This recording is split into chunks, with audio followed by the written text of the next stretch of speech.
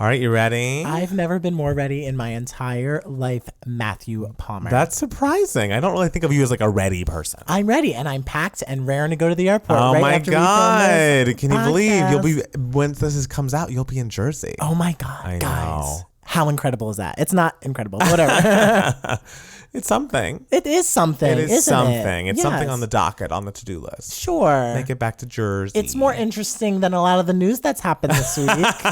I mean, in fairness, we did have a short week. We did. because We have to record this on Thursday because Matt Steele is leaving town. And thus, if our news is a little dated, if something amazing has happened in the past 2-3 days, I apologize. We didn't know. We'll talk about it on We'll the talk about following podcast. Probably not the following because we're going to talk about Taylor Swift's album. On the following Yes, podcast. I'm yes. sure we'll tweet about it at I'm least if it's sure. interesting because, we're so active on Twitter. We love Twitter. We're the best Twitterers around. I'm not. I'm a better Twitterer than Instagrammer. I'm not good at any of it.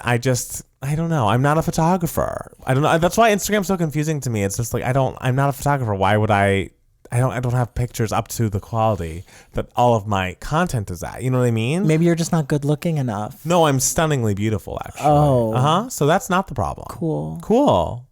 Let's begin. Let's start.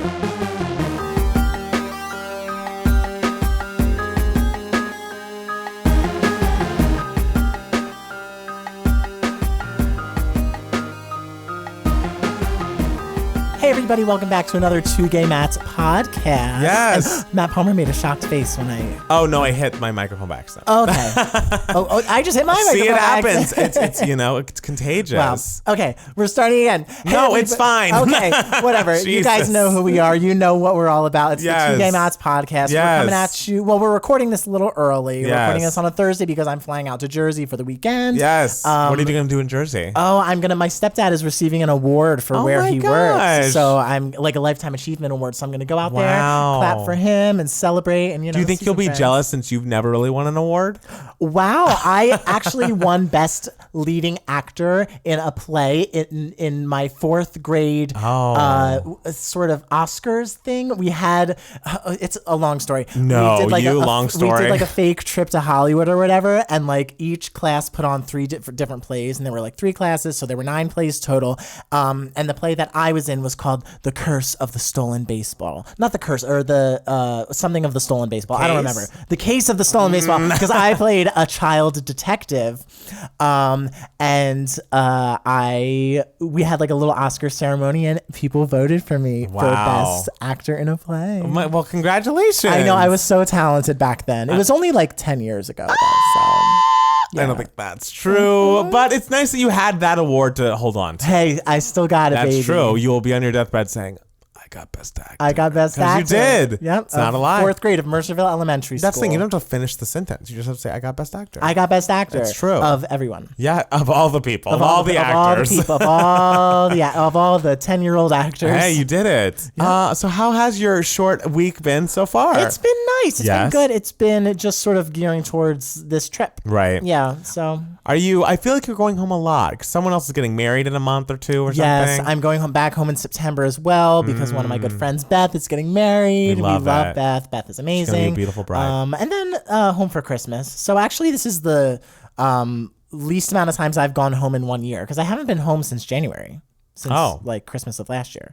So yeah, I'm actually not going home a lot. Well, for fall, I wasn't saying. fall, I yeah. didn't say from January onward. So you Okay. actually are misunderstanding what I've said. You need to be more detailed. No, I was detailed. You just heard what you wanted to hear. It's Whatever, crazy. Matt Palmer. How the hell was your week? My week's been so good. Yeah, I mean, it's just been work, but work hasn't been so bad. A lot of moving forward in that, doing some music things. No big complaints. And this week was also the finale of Southern Charm, which I have not watched yet, but I know kind of what happens. But that's really been carrying me through because, God, the thing is, this season of the show was not the best. The beginning of the season was a little boring, but by the end, it was on fire. I'm telling you. Southern Charm. It's another great Bravo show. I watch it all the time with Matt Palmer, and I'm just like, I don't understand any of this. That's the thing is, I went to school with people exactly like that, Yeah, so I understand. It's top to bottom makes sense. I can't wrap my head around any of it. It's like when Jersey Shore premiered back in 2008 or 2009, I think it premiered. Okay. And I remember watching the first episode with my boyfriend at the time. My boyfriend at the time was from Idaho, and he was watching it with his jaw on the floor, and he was just like, I don't understand. Are these people real? And I was just like, yeah, what's confusing? These are people that I grew up with. Like you don't have friends like this? No. And he was just like, no. So like the fact when you watch Southern Charm, I'm just like, I don't know anyone like this. That makes sense to me. Yeah, no, I don't know that I even watched a full episode of Jersey Shore. I was never intrigued. Iconic. I will never forget the first time Snooki entered the frame. I was like, you are a legend.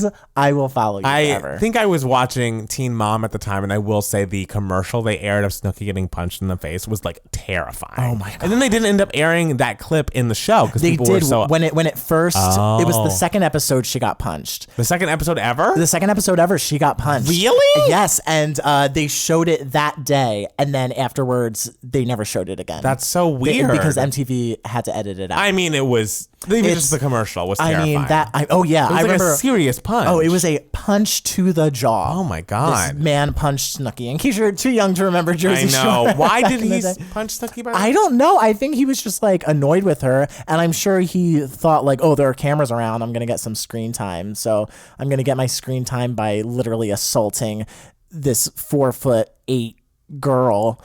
The first time that I ever saw anything like that on a reality show was when I was watching The Real World when I was very young, maybe too young, but it was great and I learned a lot. Whatever. And I think it was Real World Seattle. I must have been when Steven threw Irene's teddy bear into the river or whatever. Yes, because she was leaving. She had to quit the show. Yes, because she had Lyme having disease. Problems. She had Lyme disease. She says that is not the reason why she quit, though. It was edited to make it look like. Oh, why did she say she quit? She said she was just like, I hated the way everything was run. I hated how manipulated things felt. I hated the whole shebang. I hated the whole show business of it all. But the way they edited it made it seem like I couldn't handle my Lyme's disease, so I had to leave. Right. So she didn't get along with this guy Steven. Yes, and I don't remember the complete reason they were in this fight, but the way the punchline of what Irene was saying to Steven as she was leaving the house was, the reason we can never be together because you're a homosexual, Steven. And so Steven flips his shit. He then runs back in the house, grabs the teddy bear, throws it in the river, and kind of sassily tells her off. Yeah, and I was really devastated by that because I was like, oh no, that's her stuffed animal. So. They fished it out though, and they gave it back to her. Also, who the fuck cares? I care. I'm very sentimental about stuffed animals. Oh well, you're too old. Anyways, the story continues. Yes. But then Steven, she then just gets in her cab and it starts driving away. Steven runs to the door of the cab, stops it, taps on the door, opens the door open, and slaps her directly in the face. And it was the slap heard around the world, and it just was what just happened? And I think the house guests, they had the choice of whether to keep Steven in the house or kick him out because I remember them all watching the footage back and them being so horrified by it. But then I think they let him stay. They let him stay, yeah. Why would they let him stay? They did that also Real World Las Vegas. Bryn threw a fork at Steven. Yes, I do remember that. And so Steven was like, I feel threatened. She threw a fork at me. Bryn was weird. And so the whole house decided that Bryn could stay. I feel like they were trying to recreate the Real World Seattle slap across the world moment, but it wasn't. I don't know what they were trying to do with Las Vegas. I truly think that was the season that killed the Real World. It just became a whole different thing. And I watched a couple of after that, and they weren't terrible, but the Seattle, Hawaii, I loved New Orleans Boston. run. I didn't get into it. Boston was before, wasn't it? Most of the older seasons of Real World, I watched when they would have marathons. Oh, yes. Yeah, I didn't start watching until Chicago, which was 2000. I think it aired in 2001, but it filmed it aired 2002. It filmed end of 2001. And Seattle, I must have been 10 when this was out. It was 1997, I think. Yeah, so Seattle? I was 10, and I watched that live. I was like, Damn. yeah, I'm watching it. I'm in. And from there on, Seattle, Hawaii, and New Orleans are just my holy trinity. And I'm telling you, I will go to the ends of the earth looking for the Real World. Somewhere to stream it, somewhere to get a DVD. They don't exist. I have the DVD set of the first season. I got it for Christmas one year, and I watched the whole thing. That's cool. I don't care about the first I mean, season. it was, yeah. If anyone out there knows where to stream or to buy the DVD of Hawaii, New Orleans, and or Seattle, I would give you all of my love. Wow, you can't find it anywhere online? Nowhere. I've That's looked. insane. I know. You would think. I think it's because of the music rights, because they were like playing all of this 90s music that they Oh, were I licensing can one or another. imagine. And that just Put wasn't in a part new of the deal. music. Right? It's so easy. You know, know. did I ever tell you that No. Ruthie comes into to my restaurant? Ruthie or her twin. Ruthie. I think you told me this once. How's she doing? She's fine. Well, she's like a driver for like Uber Eats or Right. One of those delivery services. Right. So she comes in. This is, I guess, kind of, prying, but does she ever order booze or no? No. She's picking up someone else's order. Oh, so I she's see. She's not there to dine herself. Got it. She's there picking up someone else's order, Okay. and she's driving. So I hope she's not. I Drunk. mean, yes. I hope she looks good though. That's so great. I assume she's doing well. Do you think Matt is still with that twin? Oh, girl. Remember how Matt was in love with Ruthie, but Ruthie was a lesbian, and so he dated her twin? Guys, That's icon shit. guys, Like, the 90s were a mess. it was really something else. It was really, really something else. Okay, so we're gonna get into some news for idiots. And again, it's been a short week so far because it's only Thursday. So if we don't have a lot of good stories, then I apologize. But this is what we have. This is what I can do. So, great news alert. We predicted it. We predicted it. I mean, the Read has been predicting it, and then because I was on board because it was correct, Missy Elliott is going to receive this year's MTV Video Vanguard Award, which is still named after a certain pedophile we know, which I think is strange. I can't believe they haven't changed the name. But more importantly, Missy Elliott is getting an award that she very much deserves, and I have never been more thrilled. Hey, good for Missy Elliott. Ugh, She's an icon, a legend, amazing. And those videos, truly, like, they still hold up. Like, you look back at the videos and you're like, this is still amazing. Like, this still looks like it was expensive, and I don't know what this was 20 years ago that was made, and I'm still kind of blown away. Like, this is, not everybody has that. But not everybody. She's having a good year. She was just inducted into the Songwriters Hall of Fame. Exactly. And now she's receiving this award this year. It feels like now would be a great time for a new Missy Elliott album, right? Right, The Missy.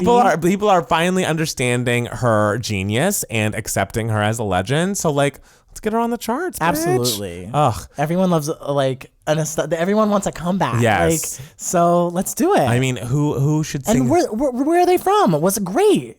Oh, Where They It's a From great was great. That song. is a great song. Who, if you had to say one person to feature on a Missy song right now to make sure it was a hit, Oh God. who would you want featured? Oh God.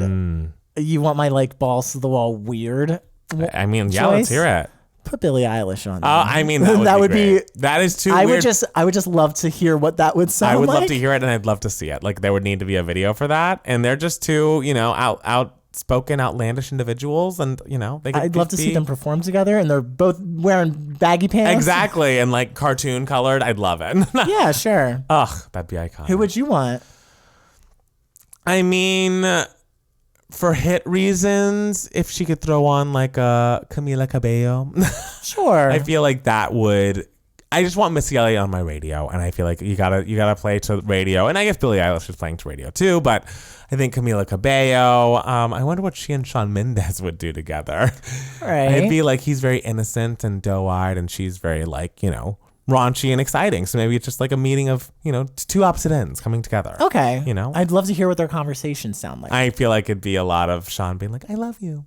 She'd be like, yeah. Yeah, you do. Because You do. You have eyes and ears. And Who are everyone you? should love Thank you for joining this song. You're from what? Vine or something? Thank you for being on the song. But, I'm the best. Yeah, I'm Missy Elliott. I'm Missy Elliott. Don't get it twisted. But yes, I think now is the time for a comeback. Where They From was great. And we need more music. Other news, there is apparently going to be a Little Women movie. Of course. Apparently. Directed by Greta Gerwig, starring Saoirse Ronan, Emma Watson, Timothy Chalamet, Laura Dern, and featuring a Miss Meryl Streep. So this is like a Big Little Lies. I mean, this is okay. When I tell you, all the white girls out there are just creaming their jeans. Oh, They wow. are so anything Little Women, just the white girls love. I I think Little Women's good, but I'm not like a Little Women stan, Of as you would course, say. I yes. did enjoy Little Men, the Oh. TV show that was on TV. I think it was on like PAX TV I've where never I was. heard of this. It was a Canadian show. Little What's Men you in is the Canadian shows? I dug Degrassi? Canadian shows, yeah. It was on PAX TV, I believe it Hmm. was, which is where Destination Stardom played, which Joyce Gerard was on. Yes. The one season Housewife One of season Beverly Hills. Housewife, yes. She was awful. And so yeah, and again, so I opened up the trailer early in the morning, Yeah. not really expecting to be like, oh, that looks nice and everything. When I tell you the trailer made me cry. Did it really? I think the trailer is so well done. Wow. The performances look excellent. Saoirse Ronan looks so good. I wonder if Saoirse Ronan's going to be the star of all of Greta Gerwig's movies from now on. She It's should just be. like, Let's get it together. I'm the vessel. Saoirse Ronan and Timothée Chalamet should just play opposite each other in everything. Have they ever been opposite? For some reason, that pairing. In Lady Bird, they were. Timothée Chalamet and Lady Bird? Yeah, remember that. Lady Bird? I remember it, but I remember just there was like a gay boy in the bathroom. Yeah, but like that's what's his name? Lucas Hedges. Yes. And Timothée Chalamet was the bad boy who like she lost her virginity. Oh, to. yes. Yeah. Okay. And now he's like, I love you. And she's like, no, I don't want to be with you because women don't need to get married. And he's like, yeah, but like, I love you. And she's like, but I love you too. But I think the trailer is so good. And I don't know why. Like, it's not like it looks like anything crazy was done with this Right. adaptation. It looks like a simple adaptation of Little Women, but something about it just looks excellent. I don't know what it is. And it's starring Florence Pugh. I don't who know is her. Amazing. What's she been in? She was in Midsummer. Oh, She's the lead of Midsummer, God. and she is excellent in Will she get Midsommar. nominated for Best Actress for Midsummer? For Midsummer? Probably not. It's a pretty divisive movie, I would say. It's not really like an Academy-friendly movie, but Okay. she's just excellent in it. So Okay. I think it's cool that she's in Little Women. That's nice. Yeah, everything about the trailer, I was just on board I heard for. people not liking Emma Watson. Did you have a problem with her in the trailer? What's the problem with her? Get out of here. I don't know. She's I just great. read some Twitter reactions. Some gays were like not thrilled Shut with her. up, gays. Wow. She looks great. She looks perfectly cast for Meg, I would say. Okay. Yeah, I don't know. I think that for some reason, and I don't know why, the trailer just really moved me. I'm happy it did. Yeah. You're getting emotional before going home. I mean, You're homeward bound. I'll watch it on the plane. Oh, I'll dream of it on the you plane. will dream of it. What were your thoughts on the trailer? I thought it was nice. If there's That anything sounds about right. that I don't care about, it's a period piece. I mean, it's just like I'm glaze fine over. with period pieces. Like Yeah. period pieces aren't like necessarily my thing. Yeah. But I don't hate them. Yeah. But this, for some, I don't even know why. I did feel like Greta Gerwig and Timothée Chalamet's chemistry looked very good. I mean, Saoirse Ronan, Whoever. Who did I say? Greta Gerwig. Oh, who's I the mean, director. potato. Like Greta agrees. Yes, I did think that their chemistry looked very good and natural and real. It's gonna be and- a crazy Christmas for movies. Star Wars, Yeah, Little Women. not that. I would see that Cats. the most. I would. I mean, I have to see that fucking movie. Can I watch it when it gets streaming or something? Absolutely not. You are watching it on the big screen. Be a man. What about me? Like, there's gonna hurt me to do. You're gonna be fine. I don't want to see you are going it. to be fine. I just. Oh my god. But anyway, Little Women. It looks excellent. I'm excited for it. Okay. And especially because this year for movies hasn't been super dynamic, I would say. Yeah, is there anything that you're really All looking this- forward to? Well, that's a besides- question for Email My Heart section. Oh, did someone ask us that? Yeah. Oh, I didn't see it. Yeah, so stay tuned. In this Oh, well, I podcast. don't have an answer for that because no or no is the answer. Christina Aguilera's debut album is 20 years old now, guys. Oh my god. How old are we? 20? 20, yes. Yeah. We were born right when Christina Aguilera's debut. Yeah, totally. Oh, God. And she's coming out and she's releasing special editions of the album for the anniversary. This is going to include a deluxe digital edition with the original 1999 track list, as well as previously unavailable for streaming acapellas and remixes. It also will have a 20th anniversary cassette, which I think is weirdly coming back in style. Like I've seen, I think Cassettes? Britney released like a cassette version of Baby One More Time. And I'm like, what are we doing? Like, right. I feel like of all of the things to come back, like cassettes, we don't need that. Like, It's- cassettes yeah. sucks. Like having to fast forward to get to everything. And then it like, gets tangled up. they didn't sound that good. They like, scratch. yeah, it's just like, let's leave that where it was. I get we love a throwback. Well, I imagine like people are doing it for like collector's reasons. I can't imagine anyone's listening to cassettes like, unless it's just like, guys, I realize you want to be interesting, but like there are different ways. I just think it's crazy when you think about the fact that I believe Christina Aguilera had the first #1 of the new millennium. I believe. Whoa. I think What a Girl Wants was #1, the first Billboard magazine in 2000. You just think of how big her singles were, like before even Reflection was a big thing. And then, of course, Genie in a Bottle, What a Girl Wants, I Turn to You, Come On Over Baby. Like, she had hits on hits on hits. And it's like, I don't know. It's just lest we forget. And of course, it kind of gets overshadowed by the Stripped era because that was so iconic, even though it wasn't like as commercially, like singles wise, as successful chart wise. But it was just such a moment, Stripped. But the debut was quite the debut. Like, that was a hit that I don't give enough credit. I don't give enough re-listening spins to it. I think I listened to the singles and the radio version of Come On Over, of course, because the album version is garbage. But I don't listen to the album tracks that much. You should do it while I'm gone. All weekend long. Just immerse yourself. I mean, I have other things to do, but I will do it at some point. It could be on my list of things to revisit, but it's hard when you know that this artist's best album is right around the river bend to really go into the debut. It's like listening to Ooh on the TLC tip and not just going straight to Crazy Sexy Cool, you know? But the older TLC album had What About Your Friends? That's a great song. But much like Christina Aguilera's, I go back to the singles on that. Yeah. Hat to the Back was great. Your homework for the weekend while I'm gone is to listen to this album 3 times in full. I don't see that happening, but I'll let you know how I do. Okay, and rank each listening experience based on how much you enjoy it. Okay, well, I'm gonna listen to it maximum once. Okay. But I'll say how much I liked it 1 to 10. All right. I anticipate that text message. Have you ever listened to this album in full? I've never listened to this album in full. The only Christina albums I've listened to in full are Liberation and Stripped. Wow. Yeah. Do you know the singles from this album? Of course I do. Making sure. Which is your favorite of the singles? A Genie in a Bottle, I would say. Oh, you seem disappointed. No, I mean, it's interesting. To me, that is Christina Aguilera's song. Like her song. When I think of Christina Aguilera, I think of Genie in a Bottle. You don't think of Beautiful? I guess I think of Beautiful, but I think I just think of Genie in a Bottle just because I was paying more attention to pop music at that time. That's fair. Even though I didn't listen to this album in full, it's a weird thing to say, but I would say Beautiful is the song that she's most known for. Yeah.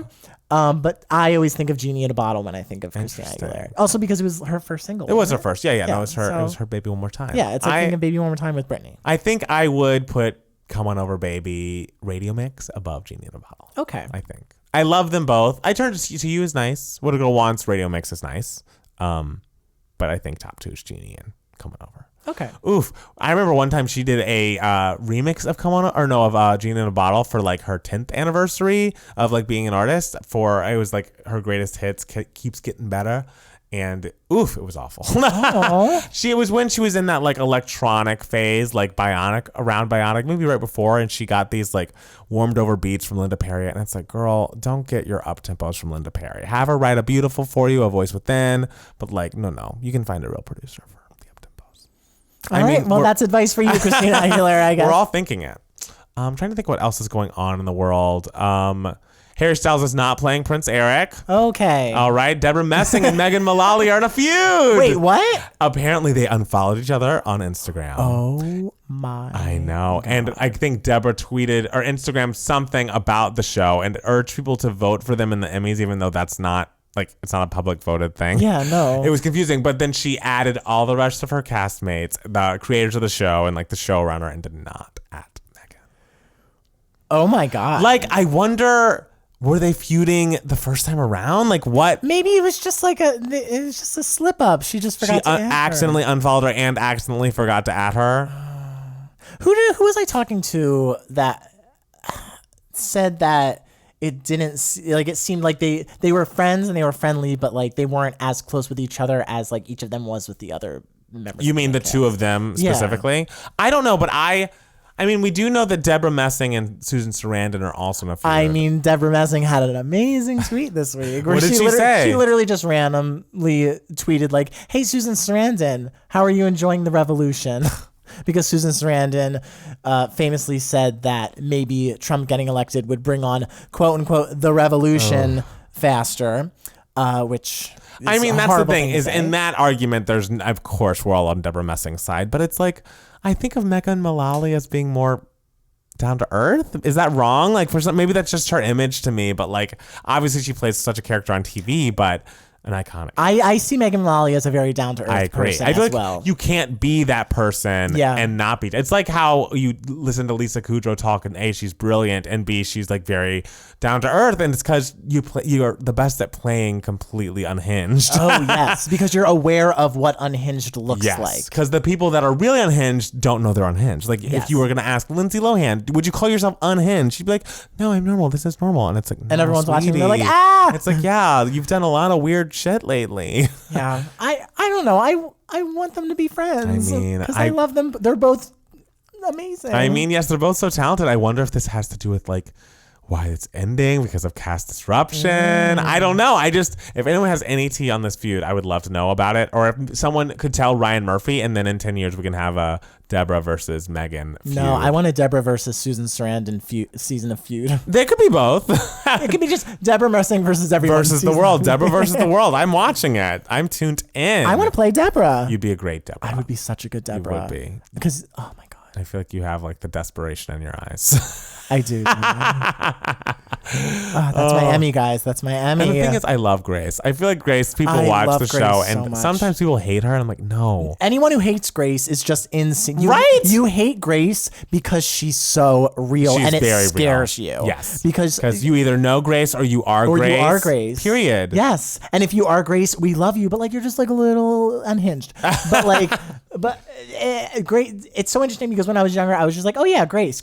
And I took her for granted. But as I got older, I'm just like, no. No, Grace. Grace is all of our friends. I mean, of course. I mean, and the other thing is all those characters are iconic in their own ways. Like, I don't want to short shift Jack, of course. Of course. But there's something about... The thing is, Grace almost feels underappreciated, even though I think she was the only one to get nominated for an Emmy this go-round. Was she? I think so. Okay. I remember they went to, it was either the Emmys or the Golden Globes or something that only she of the actors were nominated. I remember first season, I think only Megan Mullally was nominated. Oh, interesting. And I think for like the SAG Awards, Megan Mullally and Sean. It's hard to keep up. It's a lot. There's a lot of awards, guys. But it's true. And I don't follow any of the TV ones. It's only the movie ones that I follow. And the Broadway ones, you know. I mean, will we ever get to the bottom of this? Or was it going to be like Naya Rivera and Leah Michele and Glee, and where they all just pretend that there was no feud, and it's like, where there's smoke, there's fire, people. I believe it. I think Deborah and Megan will get back together, though.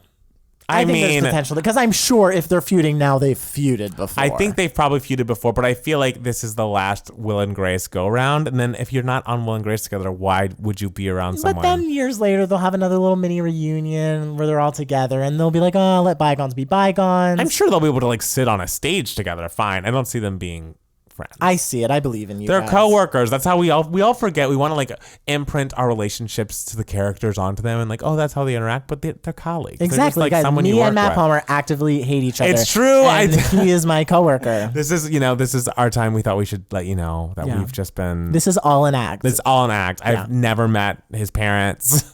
Don't know the guy. We don't even live together. No, I know. He goes home. I'm like, get the fuck out of my house. Actually, this is a set. It is a set. It's all not real. You'll never know the truth. Ugh, it's like how The Hills ended and how like the set lifted up. It's crazy. Okay. I didn't watch The Hills, so. Wow. I have news. Oh, what? The queen, the legend, who we spoke about in last week's podcast. Yes, who? Maddie Gosselin. Oh. Has started a YouTube channel. All right. Well, as you know, we are running low on news, but just so we're all clear, Britney Spears went to Target 80 trips last year. Great. Which I don't know why this is a story. I guess because that's a lot, but like it shouldn't be a story, but like I care. I mean, I care too, but I guess I just don't think it's outlandish for a woman who at this point is, for all intents and purposes, retired. I would go to Target that many times if I didn't have to go to work. She's got to get some like milk. Yeah, I'm sure it was a super Target. If we had counted how many times I went to Ralph's this year. Oh my God, I go to Ralph's every day. Be over the moon. So Yeah. I don't know if we're supposed to shit on her for that. I'm not doing it. Team Britney. Team Target. It's amazing. We love. And lastly, something that has to do with us, and it's more just me telling Matt Steele. LGBTQ creators are suing YouTube for discrimination, claiming that the site hides their content. Apparently, LGBTQ YouTubers, like, your favorites that you're listening to right now, are suing the company. We're not suing them, though. Claiming YouTube suppresses their content. YouTube labels LGBTQ videos as offensive or sexually explicit because of the creator's sexual orientation. LGBTQ videos are regularly demonetized, and the YouTube changes their thumbnail images and excludes them from content recommendations, resulting in decreased viewing numbers. So has YouTube admitted to this? Has YouTube said we mark this as something because of your sexual orientation? No, but I think if you're just putting up something as a gay person, there's nothing sexual in it, and you get a YouTube notification saying that it's been marked as explicit or Have any of our videos ever been marked as explicit? I don't know if they've ever been marked. They've been marked as we can't monetize because you're playing a fucking song. And that makes sense. Which, I think we accept. I'm surprised because I literally put in tags like gay boys, cute gay boys. Well, who knows if that's working for or against us? Maybe these people are onto something. Clearly, I feel like if you're a YouTuber that makes your actual money on YouTube, you have looked into this. Yes. You know how this whole thing works. So I trust that something's fucked up, and I expect all of our views to go up once this lawsuit is over. I saw your buddy Maxism tweeted something about it. Oh, did he? How he noticed stuff going on with his videos. Yeah, that's fucked up. So, guys, support the gays. Yes. Watch their videos. Watch ours first, and then then watch the. Yeah, we're the most important gays you need to support. But then after that, whoever and you want. We're also the least sexually explicit. I mean, are you kidding? We're rated R, raunchy. Yeah, totally. I'm gonna be shirtless in the next. I was shirtless in one video. I was gonna say you have done that. Because Beyonce dropped something and I was in the shower and I needed to get out and record a video. Get out right now. It's the end of you and me. When is JoJo's next album coming out? I don't know, JoJo. If you're listening, we need it. I saw her in West Hollywood the other day. No, she looks amazing. You didn't. And just hanging? No, she was coming from a fitness class maybe and walking around with a trainer. And I wanted to say something, but she was kind of in the zone. But I did stand by because I was in the at a zone meter. of leaving a class. Yeah, she just looked like she was talking to a friend, and I didn't want to bug her. And so I just sat there and pretended that the meter wasn't taking my card, so I could have her walk by me. Wow, that's almost like great. when I saw Tina Knowles and Blue Ivy Carter at a ramen place. But you didn't pretend anything. I don't know if you even ordered food. You just sat there and looked at them. I ordered food. But did you eat it in front of them? Of course I didn't. I wouldn't. It's rude to eat in front of royalty. That is true. They're not going to see me eat. They would be disappointed in me if they saw me eat. How bad is it when you eat? I mean, it's ugly, like how when anyone else eats, according to them. I imagine they're just eating isn't pretty. Oh my God. All right. Well, let's take a little break and we'll be back with Email My Heart. Hi, everybody. Welcome back to 2Gay Matts and welcome to Email My Heart, the Matt Steele donned email section of the show. Yes, because I am so creative. You are that. I do emails. So you do. Everybody's been doing emails. Everybody's been doing emails. That's so crazy. And we have been getting a lot of emails. So really everyone has been doing I do love emails. that. Yeah. If you want to be a part of Email My Heart, just email us a question. That rhymes. If you want to be a part of Email My Heart. Write a song about it. No. Okay. If you want to be a part of Email My Heart, you can email us at 2gaymats@gmail.com. 2 is spelled TWO. So our first question comes to us from Lana. Hi, Mats. I'm loving the podcast so far. Thank you. It's great hearing more of your opinions on a wider range of topics. She discovered us from our 2016 Oscars review, and she's a big film person. Your review of Once Upon a Time in Hollywood made me laugh, even though I liked the movie, and I'm glad to hear Matt S. says he loves The Farewell because it's the best movie of the year so far. That is a fact. My question is, what are your most anticipated movies of the rest of the year?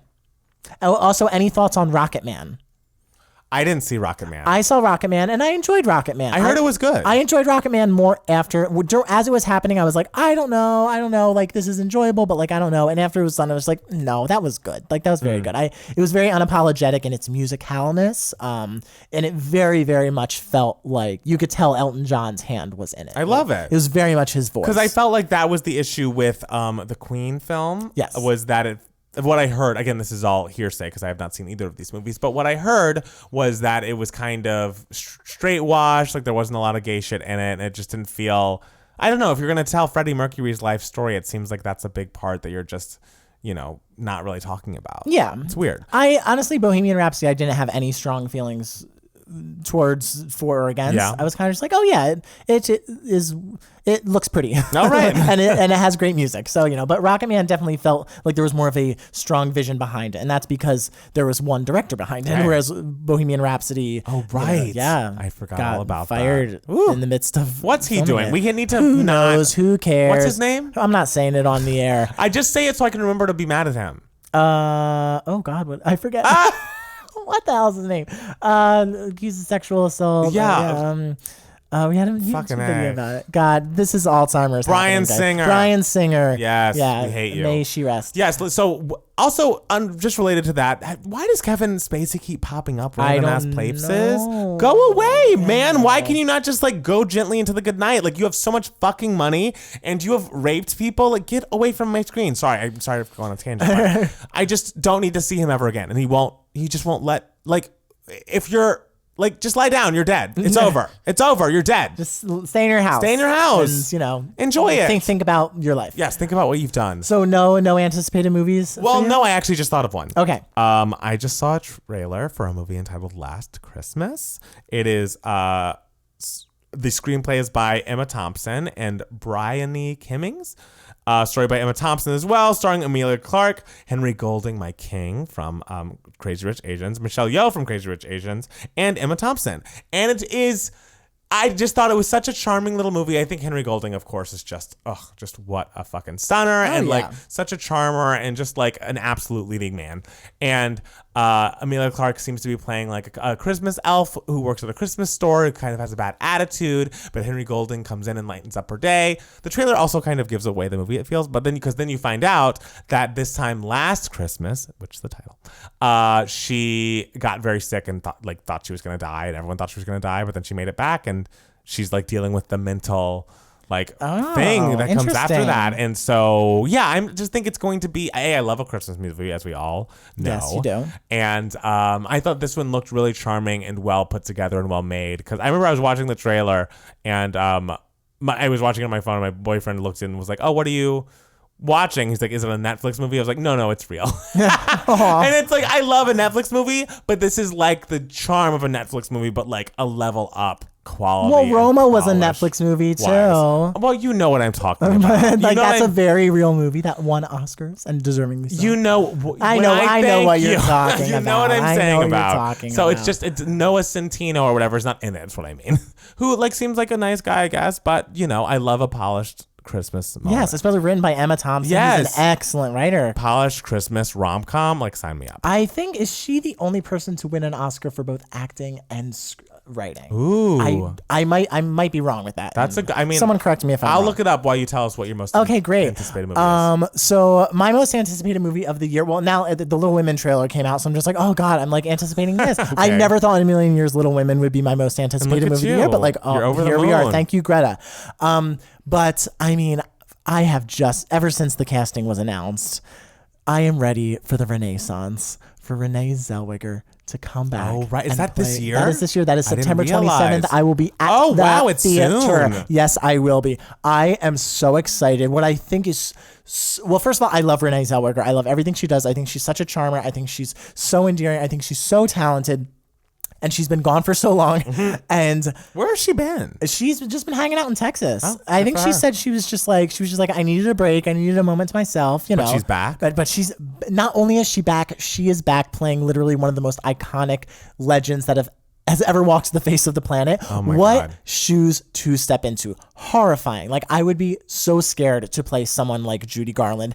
And the fact that she is singing and doing the vocals herself. Do you hear her at all in the trailer? Yes. How does she sound? She sounds nice. Look, okay. What I love about it is that she doesn't sound exactly like Judy Garland. Yeah. It doesn't feel like they're trying to do a Judy Garland impression, because that would just be a Judy Garland impression. What it seems to me is they are telling the story of someone. They're telling the story of Judy Garland, and it doesn't need to be an impression as long as you are getting the story across. Right. And you are telling the story of this woman whose life was so insane and who had this this much legacy on the planet. I don't care if she looks or sounds anything like Judy Garland. It just so happens that she weirdly looks like Judy Garland. I will never forget when that picture dropped. I was showing everyone that picture, and I was like, how does Renee Zellweger look like Judy Garland? I don't know, but somehow it has happened. I'm so excited for the movie. I think the trailer was stunning. She looks incredible. I'm so excited for it. Another movie I'm really excited for. A lot of people are excited for this movie called Knives Out, which is sort of like a whodunit, like murder mystery type thing. It's like Toni Collette's in it, Jamie Lee Curtis, Daniel Craig, a bunch of people. That's cool. I love Toni Collette. So a lot of people are excited for it. I'm excited for a movie that's similar to it, but seems like way more fun. And that is a movie called Ready or Not, which have you seen the trailer for it? Wait, is that the one where like, someone like she's the new wife or something? She's the new wife. No, are you kidding? Absolutely I think no interest. The premise looks so much fun. I think it looks like so I saw much that fun. trailer and was like, who would see that? Oh my God, me absolutely. Why? Because it looks so like it's a cute concept. Like the whole family has to like play hide and seek with her, and like if she loses, she dies. Like that's fun. I don't think that's fun. I think it's fun. I think it seems like more fun than Knives Out. And also Cats. Anyway, next question. Next question. I'm just going to talk about how I'm excited for Cats. I know every episode it's going to be about cats. So our next email comes to us from Sue. And Sue says, I'm really excited about this question. She says, hi, Matt and Matt. I have never been to a musical production before, but always wanted to attend a show. I saw that they are bringing the Book of Mormon to my town. I'm from New Zealand. I have seen good reviews on this and wanted to see if either of you have seen this show and what is your opinion of it. Sue, I love this question. I'm so excited for you. You that get is to very see your exciting. first musical. This reminds me, I used to work at TKTS back in 2011, and I saw a woman, and it was my job to like help people decide what shows they wanted to see. And a woman was looking at the board of like all the tickets that were available. And I was like, can I help you with anything? And she was just like, I'm here from, and she said some town in some state that was far away. And she's like, this is my first time in New York. I'm 70 something years old. I'm never going to be in New York again. I've always dreamed of seeing a Broadway show, and like now is like my only chance that I'm ever going to be able to see one. And I really want to know I really want to make a good choice. And I was like, oh my God. And what did you tell her to see? Oh my God. I like started to cry. I was like, okay, we have to get you to good seats to a good show. And she was like, I want to see something really funny. And I was like, okay, great. We have some comedies up here. And she was like, and you know what I love? I just love tap dancing. And I was like, oh my God, I'm putting you in line, and you are going to see Anything Goes. It's a classic musical comedy. It has tap dancing. It has everything you could want in your first Broadway show. It's a big dance spectacle, and it's starring a bona fide Broadway star, Sutton Foster. Did you find her after the show and ask her? I didn't know, but I found her after she got her tickets, and she was like, I got tickets. And I was like, oh my God, my job is so important. How often did you cry at TKTS? Oh, that was the only time. Okay. The other times it was miserable. Oh. But anyway, Sue, I have seen, so Sue, basically moral of the story is I'm so excited for you. This is very exciting. I have seen Book of Mormon, and I thought it was very good, very funny, very entertaining, very, very raunchy. So if you're not into really, really, really offensive humor, like really offensive, but like in a fun way. It's by the guys who did South Park.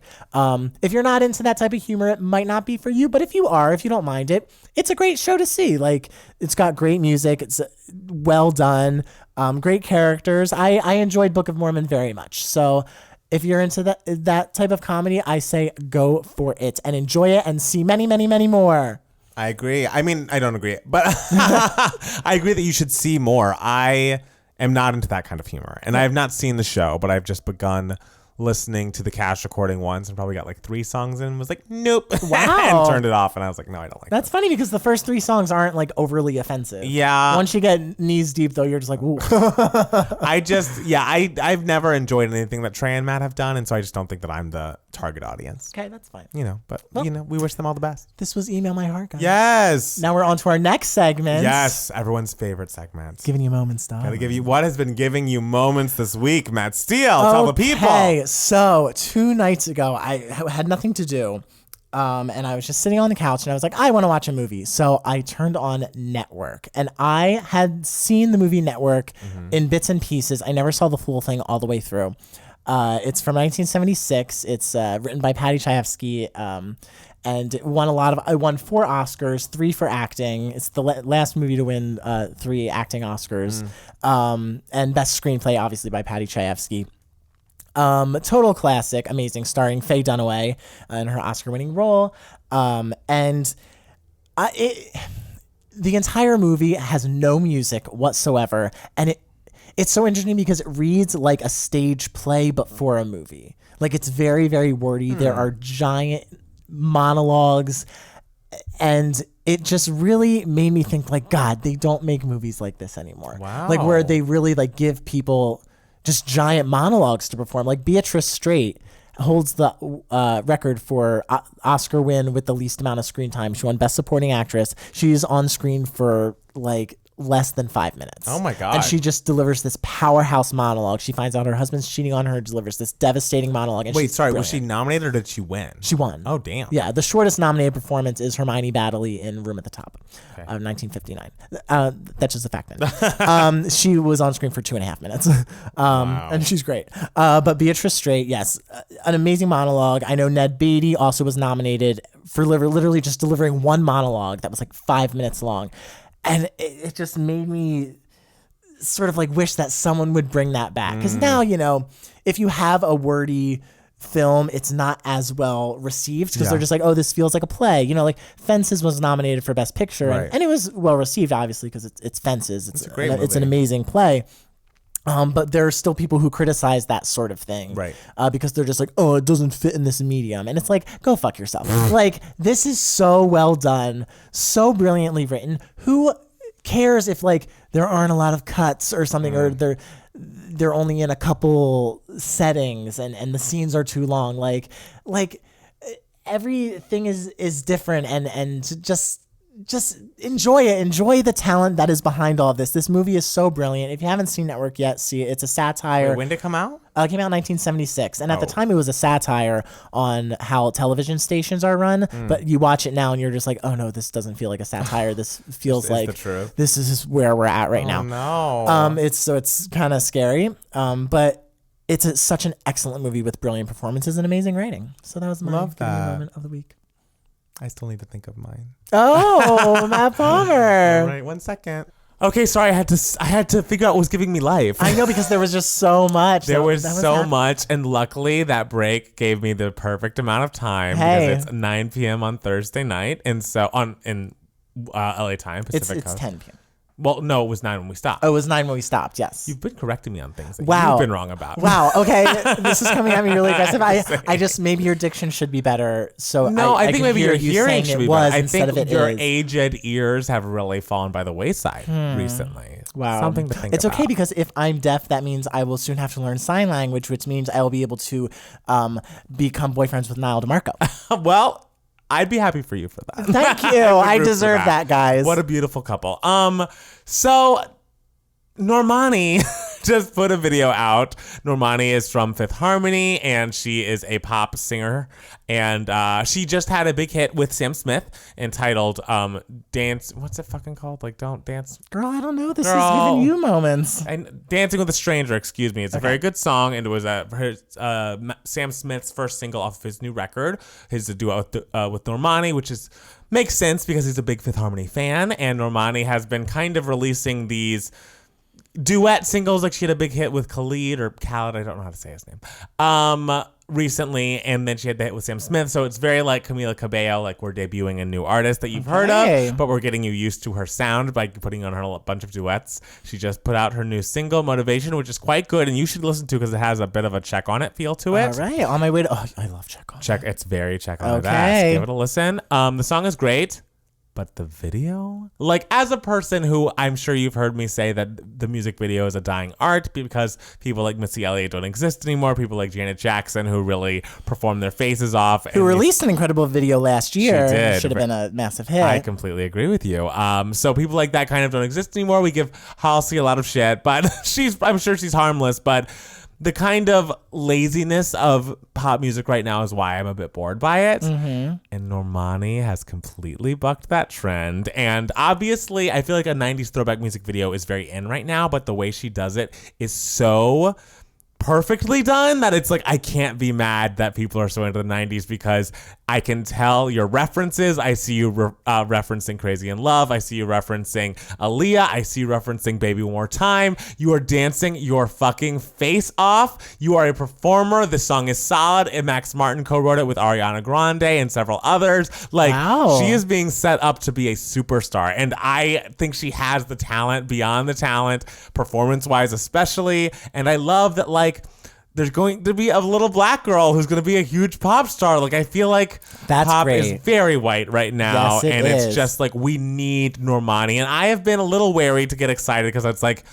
she's one of those artists where I'm like, I feel like if I start standing her, I won't be able to stop. Oh my God. I feel like I have a problem. I just feel like it's a runaway train about to leave the station, and this music video pushed me. Guys, Normani's the next Mariah to Matt Palmer. Get ready. Not the next Mariah, but she could be a Janet successor, a Britney successor. Wow, Like, she is the song and music video this good? The music video is this good. The song is good, very good, but the music video is like, it's also so good because no one is doing it. Like, ever since One Direction was the boy band who didn't dance, dancing has been so very out, and like being a performer has been out, and I feel like it's coming back. Except if you're Beyonce. Yeah, but she's on her own and playing literally her own thing. But I feel like for new artists, it's like, oh no, I'm just chill. I just like get high and listen to like mid-tempo music and like sing really softly about it. And is she song, singing? Is she a vocalist? She's got a distinct voice and a nice voice.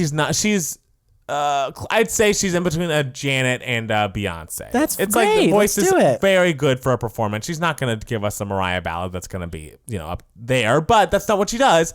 But the performance, the dancing, like, I'm trying to think of the last time I saw a new artist dance. Oh my God. Like, she is hitting it. And the thing is, you could always tell, like, I remember watching the Work From Home video with Fifth Harmony, and all of them kind of moved, some of them worse than others, but then you'd look at Normani, it's like, she's really fucking doing it. Oh my God. She's really doing it. You've got What's the song called? It's called Motivation. Motivation, that's right. You've got okay, to guys, watch the Camila is video. quaking. I mean, hopefully they can become friends and do They will Cover the not Boy Is become- Mine. Oh, that'd be amazing. I mean, that'd be amazing. I feel like it'd be a good move on Don't they hate everyone's each part. other? I don't know if they actually hate each other. I don't know what their relationship really is. Are they the next Britney and Christina? I don't know about that either, but I Okay. think I'm excited to see where they go. And I think it's so interesting that, for the fact that X Factor, it was on for maybe 2 seasons in the US, but Fifth Harmony has now been a band that had some hits and then have spun off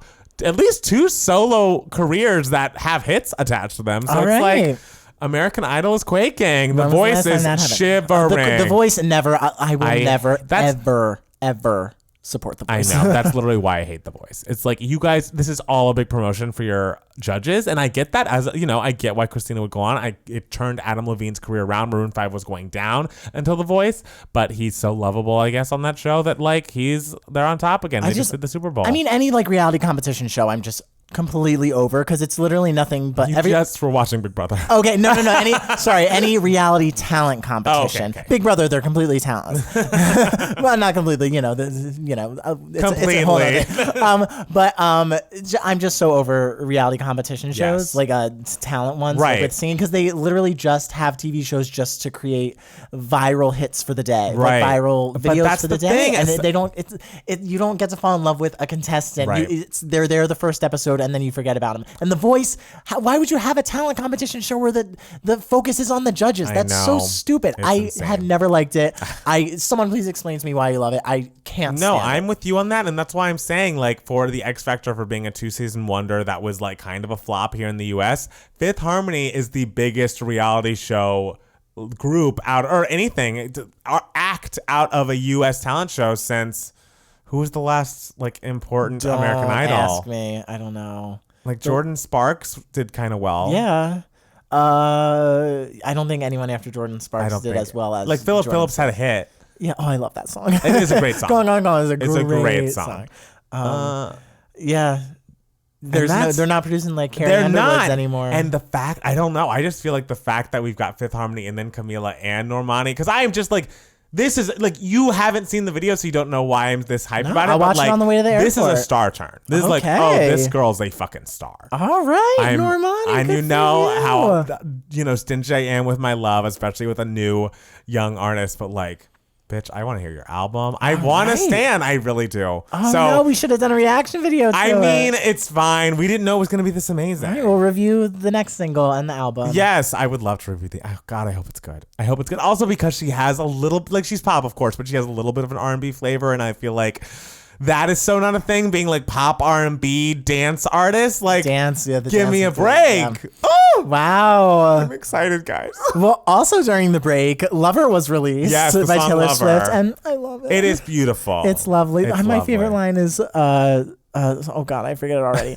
Swear to be over dramatic and true. And it's just like, it's just, as someone who like once lived with a boyfriend, that's exactly what it feels like. It's great. So why living with them specifically? I feel like that's what the song is about. Like, it's like you're living with them, you're becoming a part of, like, you're becoming sort of like a duo, and it's just I love it. I'm glad you love it. I thought of Niall DeMarco the whole time. I'm sure you and Niall will feel this one day, and I will be rooting for the both of you. It is great, and I will talk about it more next week. Oh yes, that's our deep dive. It is our deep dive. So guys, guys, thank you guys so much for listening. Make sure to follow us on Twitter and Instagram at Matt Power Music. and it's Matt Steele. And 2Gay Mats for both of us. Obviously, go to youtube.com/2gaymats for videos from us. Go to patreon.com/2gaymats for as little as $1 a video. You get an extra bonus video from us every single week. Is there anything else you'd like to tell the people, Matt Steele?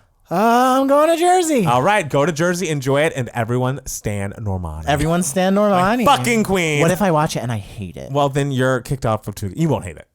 There's so much effort being made. You would. Oh, I love effort. You love effort. Oh, I love it. Just try. There's a lot of trying. It. But not. I'll talk to you guys soon. Bye.